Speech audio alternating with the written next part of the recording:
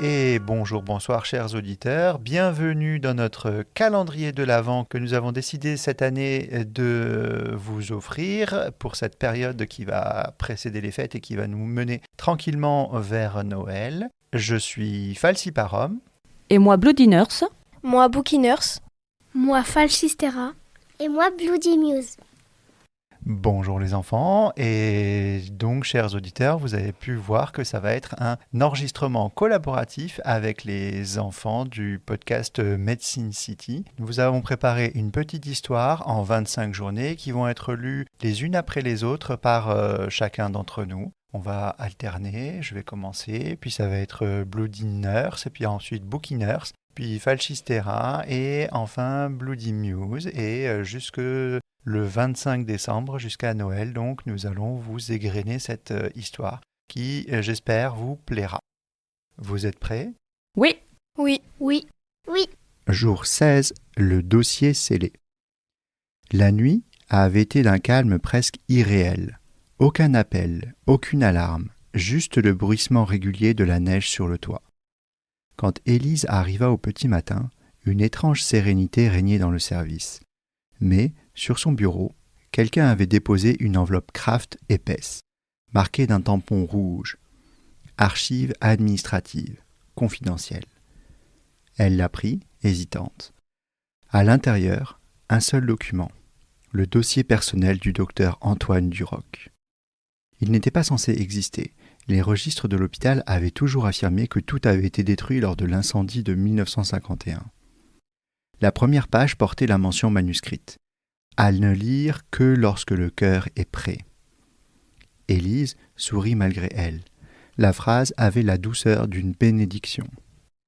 Elle ouvrit le dossier, un rapport succinct, des notes d'évaluation, puis une lettre datée du 20 décembre 1950, adressée au directeur du sanatorium.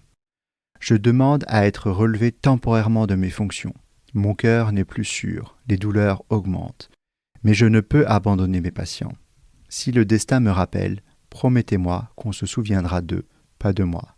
Docteur Antoine Duroc. » Sous la lettre, une feuille glissée, dactylographiée et plus récente. Un rapport d'entretien du directeur daté du 26 décembre 1950, 2 jours après sa mort. Phénomène inexpliqué observé dans le service. Machine fonctionnant sans alimentation. Témoignage de personnel affirmant avoir vu le docteur Duroc après son décès. Dossier classé pour éviter panique et rumeurs. Élise sentit son souffle se bloquer. Tout ce qu'elle vivait depuis 15 jours avait déjà eu lieu. Le même hiver, le même silence, la même neige. Un coup discret, à la porte, la fit sursauter. C'était le chef. « Vous êtes là, Morel ?»« Oui, je consultais les archives. » Il s'approcha, posa les yeux sur la chemise Kraft. « Seul dossier, il ne devrait pas être ouvert. Comment l'avez-vous obtenu ? » ?»« Je l'ai trouvé sur mon bureau ce matin. »« Étrange, il n'y a que moi qui ai les clés des archives. » Un silence. Puis, il ajouta, plus bas. « Vous savez, depuis hier, je sens comme une présence, une paix. Je ne saurais l'expliquer. » Élise referma doucement le dossier.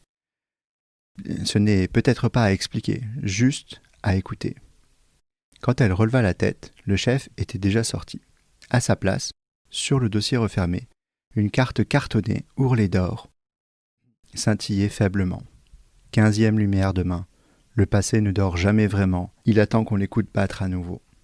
Elle resta longtemps à la contempler, les doigts posés sur la couverture du dossier.